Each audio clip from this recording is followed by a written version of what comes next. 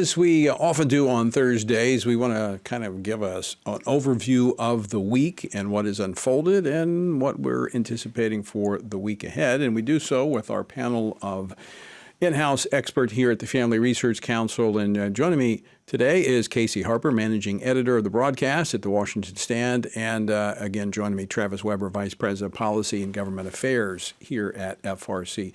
Casey, Travis, thanks for joining me today. Let's start with a topic that's a top focus here at the Family Research Council, and that is the issue of the sanctity of human life. Now, we've seen quite a bit of pushback against President Trump's remarks earlier this week regarding being flexible on the Hyde Amendment. Travis, let's start with you. Your thoughts? Yeah, I mean, Tony, this is a major break from where Republicans have historically stood on this issue. And, points in our country's history not too long ago where even leaders from both parties stood on this issue, which is a no-brainer, which is that taxpayer dollars, the tax dollars that Americans are contributing to our government, that are legally obligated to contribute to our government for the common running of the country and what should be the common good of the country, should not be used to go to the slaughter of the unborn, just because they happen to be helpless and outside the protection of others and are helpless and remain vulnerable in their mother's womb. That's what we're talking about here. We're talking about tax dollars going to the slaughter of the unborn. So, Tony, if you kind of zoom back out of that, we're putting that issue in context of decisions that are being made right now about health care, which abortion is not. It's not health care.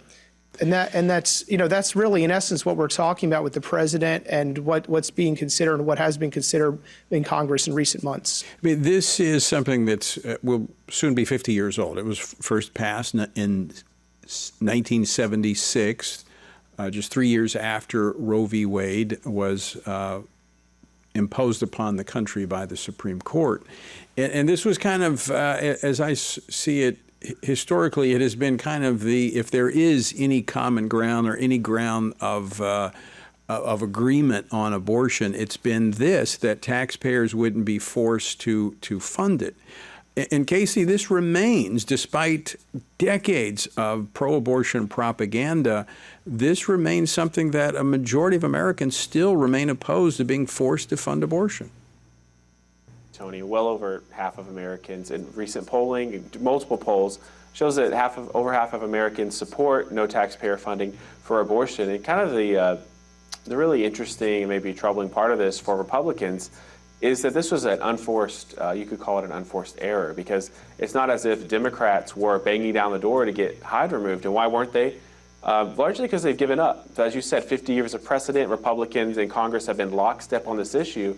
And so for Republicans to have the majority in the House and the Senate and the White House, and for the president to kind of offer up Hyde, I think was just as surprising to Democrats probably as it was to Republicans. And I think this is an instance where I think it's important to note that Republicans in Congress have not changed their position on this.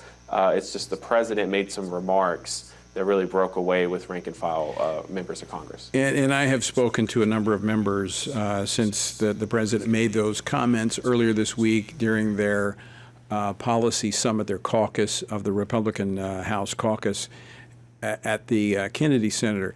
And while some have spoken out publicly, many have spoken privately that this is, as I mentioned earlier, a red line for them, and it should be. Because we're talking about 2/3 of Republicans are opposed to taxpayer funding of abortion. But Travis, I want to go to the practical implication of this, because as I was talking earlier with Dr. Harris, the Obamacare COVID-era subsidies, got to make sure you get all those things in there right, was approved. 3 years, 17 Republicans joined with it, no Hyde protections on it. But it's more of a show vote. It's not going anywhere in the Senate. This was apparently to give some of them political cover by voting for it, saying that they voted to extend these health care subsidies. Yeah, Tony, I think that's true, right? And so we have to look at this in the context of the ripple effect, the implications this will have elsewhere. It's not a good signal for I would say any leader for the, when it comes, Tony, we've talked about this before, the implications of what it means when a nation's leaders have innocent blood on their hands and responsible for shedding innocent blood. And that is a question of whoever's in leadership, Republican or Democrat. But here we're talking about Republicans recently holding the line on this in recent memory. And so now if that's starting to be shaken, that's a major concern for the country and the implications in the sight of God for our country and where things go. We have to look at what does it mean for elsewhere when it comes to the protection of life. We're thankful the president issued executive orders that actually implemented the Hyde policy in the executive branch and implemented it overseas through the Mexico City policy, which prevents U.S. tax dollars from going to groups that fund or promote abortion. These are good things, but Tony, we have to continue to fight and defend these things, and every little signal that's sent has an implication for the broader debate. And so we need to be crystal clear. This is non-negotiable. It's a matter of principle. It's a matter of responsibility in the sight of God for what we know will bring blessing to the country. And that extends far beyond any one election, far beyond party affiliation, and is an eternal matter, really. But the administration has been a little schizophrenic when it comes to the life issue, because, as you said, there's been executive orders when it comes to abortion funding overseas. But at the same time, we've seen a significant rise in the number of abortions, and it is attached directly to the abortion drug mifepristone, which, going back again to COVID, the Biden administration removed all of the basically the guidelines so that this could be sent through the mail without in-person consultation. And now we have 70% of abortions being done through this pill. Many pro-life states, these pills are being sent in. And so now, prior to COVID, prior to the overturn of Roe, 930,000 abortions a year. Now we're at 1.1 million. That could be changed, but the administration hasn't. And that's the backdrop to these comments about Hyde. So I think that's why a lot of people are concerned. That's right. And if you look, as you mentioned, Roe being overturned, it's no secret that the abortion lobby and abortion interests, which are invested financially in the slaughter of these innocent babies, will pivot to the facilitation of mailing of the drug mifepristone across state lines as a way to pivot to conducting chemical abortions instead of surgical abortions. That is clearly documented when you see the numbers and what's happening in the shift. And Tony, there are two levers of action for this, two areas where this could be curtailed or stopped in the hands of the federal government. Department of Justice, rescind the Biden policy. President Trump is currently operating under a Biden-era policy. So you have a Republican administration that is pushing a Democrat party line narrative and position on this at the Department of Justice by not enforcing prohibitions on mailing these across state lines. Number two, conducting FDA review, immediately pause and suspend the distribution of the drug while the review is conducted and we assess the effect and the safety impact of it on women, and it should ultimately not be in circulation. But those really need to be the steps that are taken, and the administration could take them. We need to pray that they take them and take them soon. All right, I want to go to another issue outside of Washington, D.C., talking about it in the last segment with former FBI Assistant Director Wiley Thompson, and that is the issue of the shooting yesterday. There's also the issue of the congressional investigation into the hearing in the fraud that was taking place in Minnesota. But I want to start with the shooting. So, Casey, what's your take on the back and forth that has come out since the incident occurred yesterday? Tony, it feels like we're reliving the first couple years of the Biden administration. We're talking about COVID-era subsidies, mifepristone mandates, which came out in the beginning of the Biden administration, and now a reliving of viral videos of police shootings in Minneapolis that is sparking massive protests. And so it's interesting. I think this is an opportunity for the Trump administration to sort of address some of the sins of the past here from the previous administration. But as far as politically, we're just seeing the predictable battle lines. And with Tim Walz and the Minneapolis Mayor Jacob Frey, he's using very strong language, telling ICE to leave the city.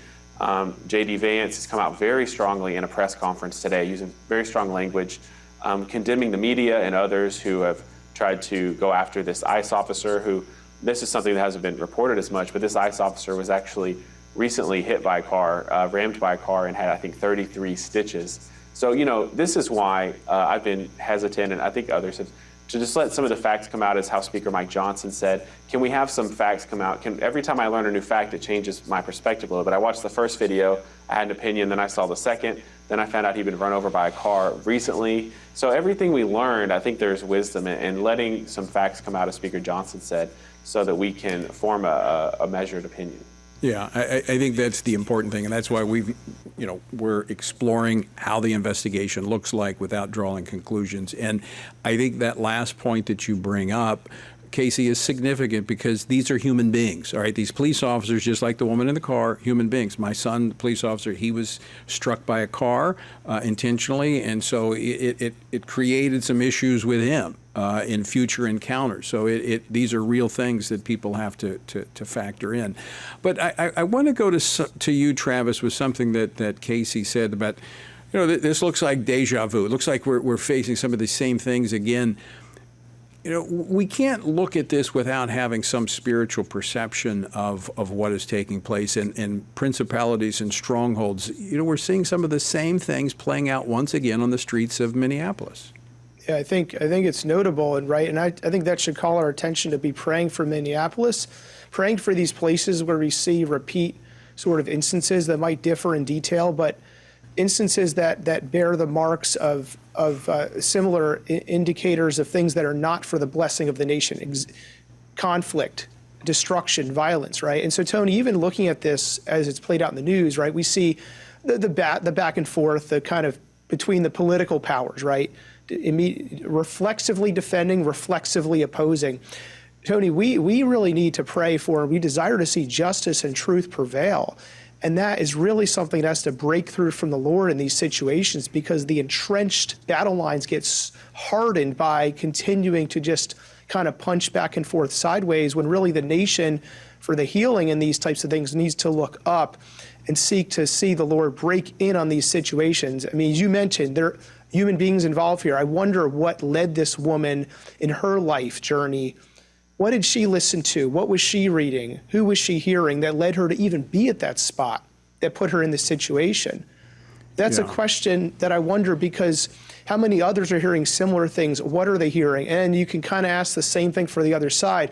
And what is all that leading people to? Is it setting people up to come together around the things that should unify our nation and bring blessing to it? Or is it setting us up for division, defensiveness, and internal fracturing, as we really look at this as I'm right, you're wrong, and just fight it out, right, instead of seeking the blessing of the Lord for the nation? And I think that's important, that we not get distracted by what we see on the surface all the time. Because when you add to what took place in Minneapolis with the shooting, and we've got, but it was prompted by the massive fraud that's there and the investigation that's going on there. So you look at these things, and it's easy to draw quick conclusions without praying about and having an understanding of the underlying issues, as you said.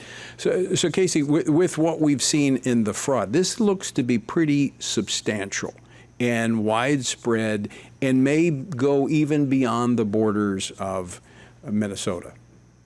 Yeah, that's right, Tony. We're seeing reports that this could be in California, several other states with these massive entitlement programs. In my reporting on state entitlement programs, they're famously fraudulent and corrupt, and it's very easy to take advantage of them. They don't have even the same resources to watch over fraud that the federal government does, and the federal government is famously bad at it. I mean, speaking of COVID-era fraud, hundreds of the House Budget Committee, I just read this report today, said that about $420 billion was estimated loss to waste, fraud, and abuse from COVID-era payments. $420 billion with a B.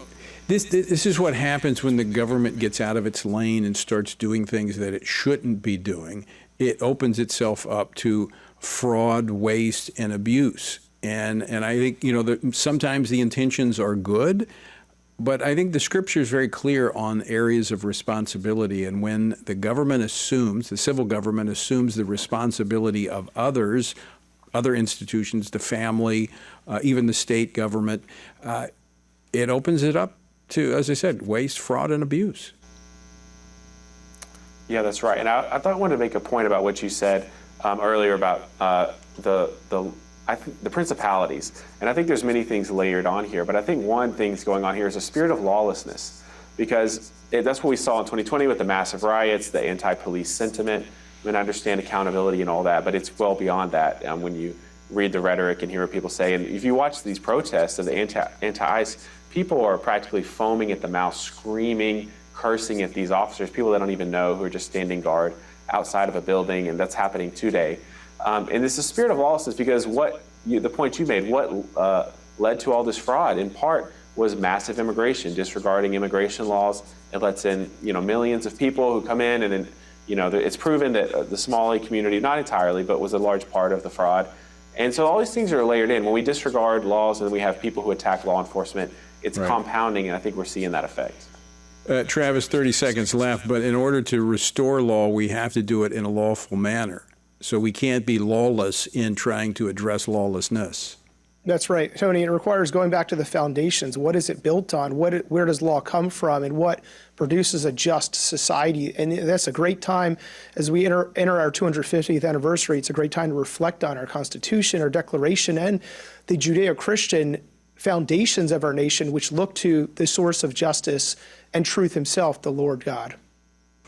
Travis, Casey, thanks so much for joining us. Always great to have you guys on the program.